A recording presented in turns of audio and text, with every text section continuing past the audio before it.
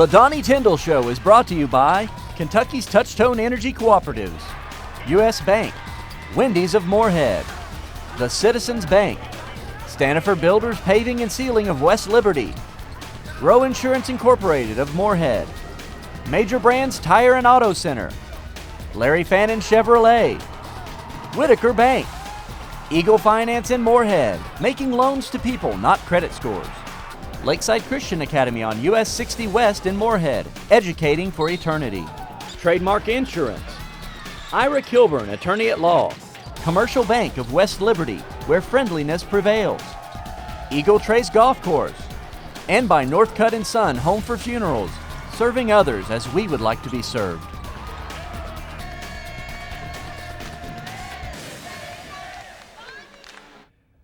Hi everyone, and welcome into this edition of the Donnie Tyndall Show from the campus of Morehead State University. Alongside the Eagle basketball coach, I'm your host David Patrick. And Donnie, we've talked about this season about the happy bus after a win. Well, this is the happy show. How about that? Well, anytime you can get two quality road wins in the same week, you're right, David. Anytime working with you, I'm happy anyway. But that's kind of no question, it's been a good week, and hopefully we can keep it going.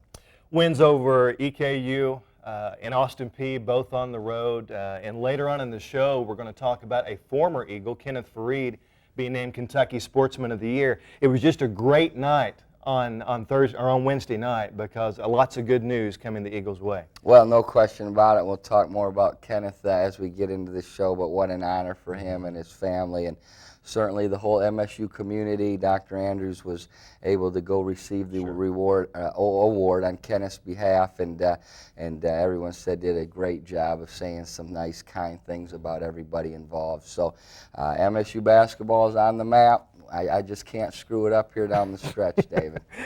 Stay with us when we come back. We'll start with highlights from Morehead State's big road win at Eastern Kentucky University. That's next, right here on the Donnie Tyndall Show.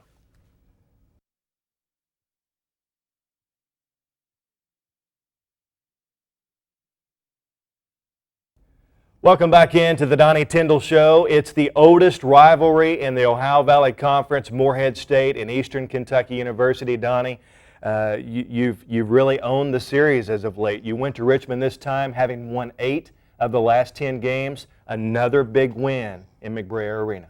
Well, I say that very cautiously. I know. Because I know how quick things can change in a rivalry, but we're proud of what we've been able to do the last 5 years against EKU because I have a great deal of respect for Jeff and his program and the job that they do. And fortunately, we've had some success. These games usually come down to the last 2 or 3 minutes, and in this case, we happen to play very, very well and did a great job defensively and kind of separated the game early in the second half. And there's EKU doing what they usually do, making three-pointers, but you know, we did a great job defensively. We tweaked a thing or two in our zone, held them to 12 points at the half. We weren't great offensively, but there's a guy that's really coming along. Dre Matthew, the freshman guard, I thought played fantastic over at EKU, played with confidence.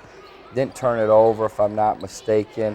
There were a little bit late in our bump in our zone. Jared Jones has really improved and had a great senior season for EKU. I'm glad he's graduating, trust me. And there's once again what they do, making open three-point shots. We're a little bit late in our rotation, and they knock it in. But for the most part, we did a good job. Again, holding them to 12 points there. We don't settle. We drive the basketball late in the shot clock. Don't settle for a contested jumper. And Angelo Warner, another freshman on our team, ends up with the mid-range jump shot. There, Marcel misses an open look, but Angelo Warner, again, a freshman in our program, gets a big offensive rebound, and that's what Milton Chavis does, shoot the ball, which that one goes in, which is good. But Milton gives us some offensive punch, as we've talked about all year. There you can see the key again.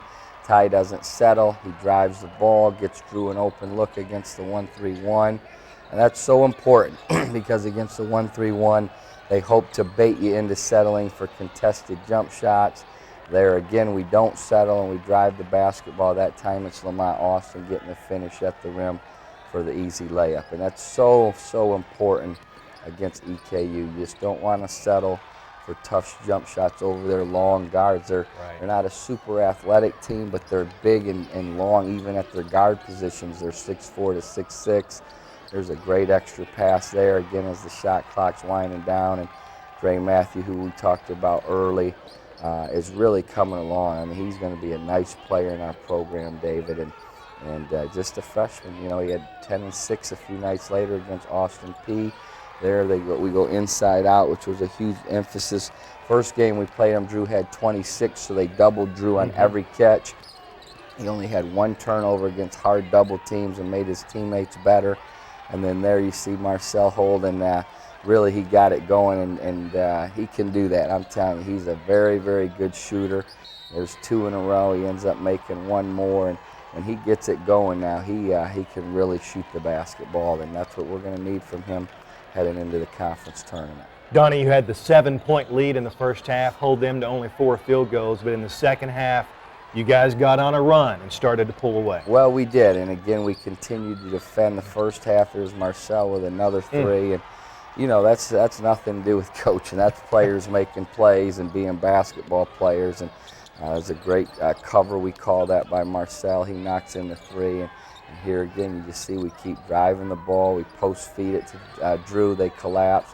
We throw over the top from one freshman, Dre Matthew, to another freshman, Will Bailey. And, you know, that's a common theme you see in a lot of these clips. Freshmen are making plays, David, which excites you about the future of our program. Absolutely. EKU trying to get back in it, Don.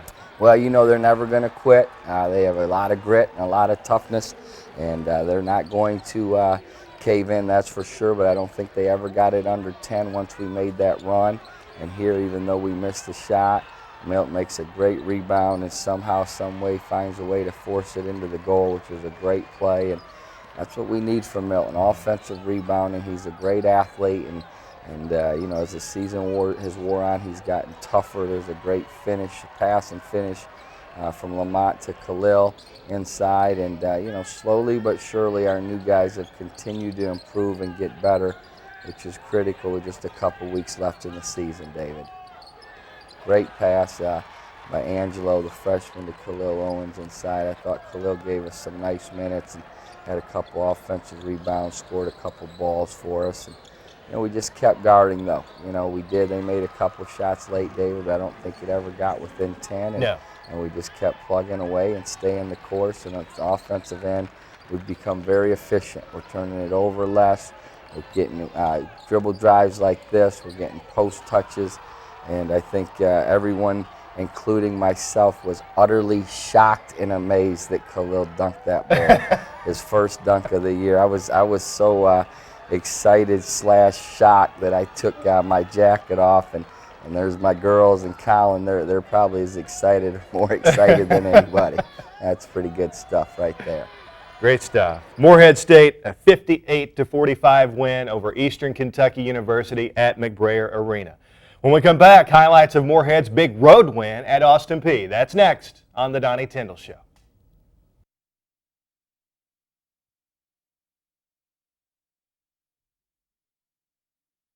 Welcome back into the Donnie Tyndall Show. A very difficult road trip down the stretch here in the Ohio Valley Conference. And Donnie, you go to EKU and win, and I'll be daggone if you don't go to Austin Peay and win. That's impressive. Well, thank you, David. It's a tribute to our kids' grit and toughness. I think our coaching staff really, for about 3 hours a day, every day we meet to tweak a thing here or there, just any little thing that maybe can give us an advantage, David.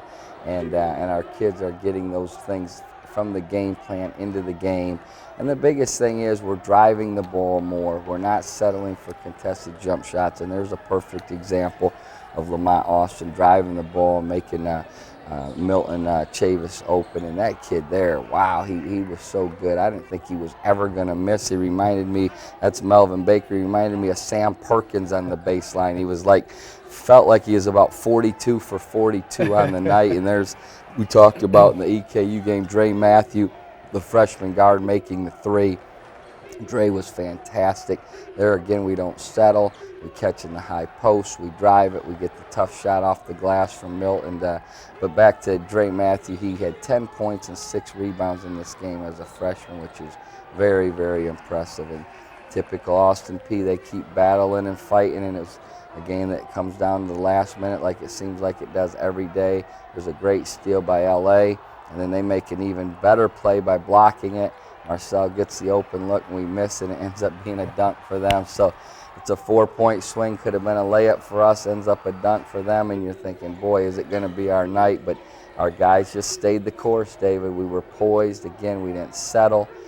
There's a great back cut from Dre, good pass from Milton on the high post catch, and you can tell the common theme is we kept getting to the paint, or the threes we took were from inside out passes. There we happened to miss, but Drew Kelly gets the putback basket, and Drew was in foul trouble the first half, played really well the second half. And but typical Austin P here, we don't get the ball stopped, they convert and transition.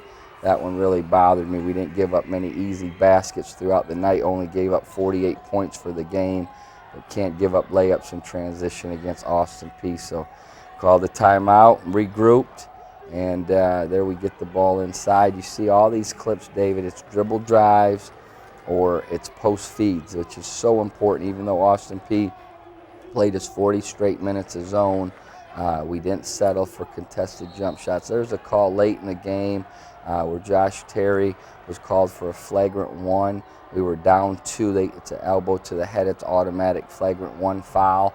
So we get 2 free throws in the ball. LA steps up with great courage and makes both free throws to tie the game at 45. And then we run a little set play for Marcel Holden, which you'll probably see here in a minute, where he knocks in the 3 to kind of put us up with about 1:30, I believe, to go in the game. So big possession, here it is. We initiate it with Angelo. We go back, we go to Marcel. We know the whole zone's going to shift. We pass fake to Angelo and go right back. We told Marcel, step in and do what you do, man. And to his credit, he did. Absolutely, he knocked it absolutely. And then, Donnie, after that shot, 2 big defensive stops. No question. We make a miss there and then don't rebound the ball, which our rule is second shots always go in, so shots like that usually break your back, but fortunately they miss. We're able to rebound it, and they have to foul, and here we do a good job of scrambling. We press them back to our zone to take some time off, come up with a big turnover, and then Lamont Austin gets called for a technical foul for simply clapping at the free throw line. So we're up 5. The game's still not over when we think it's a wrap, and we're getting ready to get on the happy bus. So I'm telling you, David, anytime that you can get on the bus and find a way to get a 1-point win on the road, especially against a great team like Austin P, you're very happy to do so. Big time win at Austin P, 52-48. When we come back, much more on the Donnie Tyndall Show.